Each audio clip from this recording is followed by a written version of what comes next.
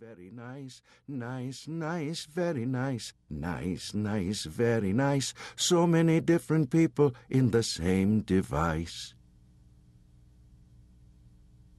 3. Folly.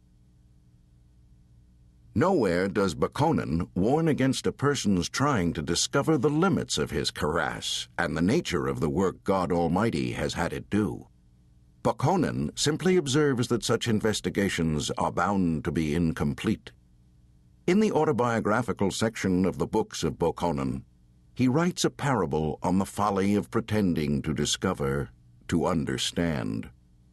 I once knew an Episcopalian lady in Newport, Rhode Island, who asked me to design and build a doghouse for her Great Dane.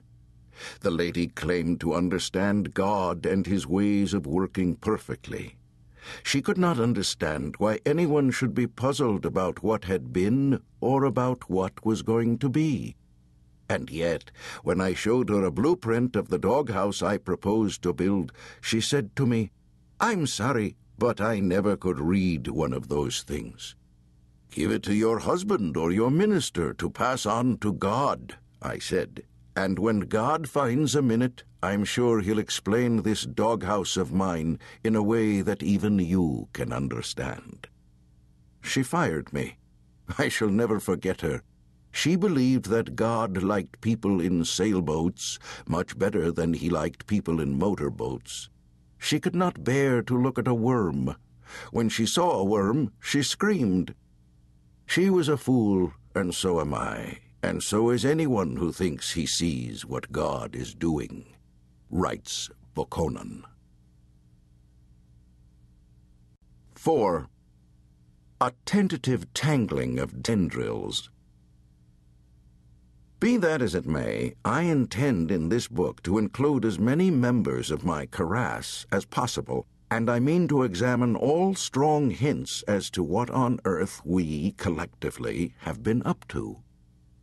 I do not intend that this book be a tract on behalf of Bakoninism. I should like to offer a Bakoninist warning about it, however.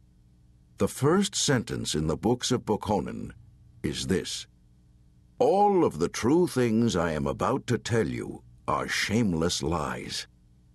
My Bakoninist warning is this: anyone unable to understand how a useful religion can be founded on lies will not understand this book either. So be it. About my karass, then. It surely includes the 3 children of Dr. Felix Honecker, one of the so-called fathers of the first atomic bomb.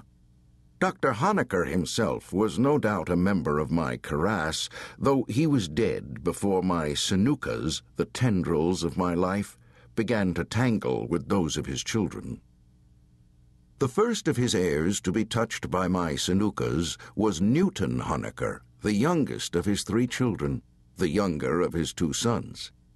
I learned from the publication of my fraternity, the Delta Upsilon Quarterly, that Newton Honecker, son of the Nobel Prize physicist Felix Honecker, had been pledged by my chapter, the Cornell chapter. So I wrote this letter to Newt.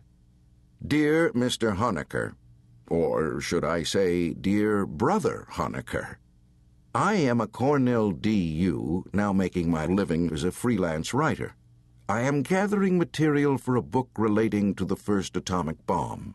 Its contents will be limited to events that took place on August 6, 1945, the day the bomb was dropped on Hiroshima.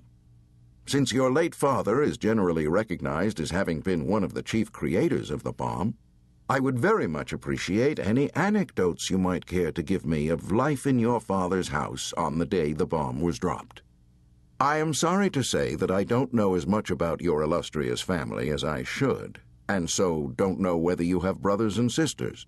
If you do have brothers and sisters, I should like very much to have their addresses so that I can send similar requests to them. I realize that you were very young when the bomb was dropped, which is all to the good. My book is going to emphasize the human rather than the technical side of the bomb, so recollections of the day through the eyes of a baby, if you'll pardon the expression, would fit in perfectly. You don't have to worry about style.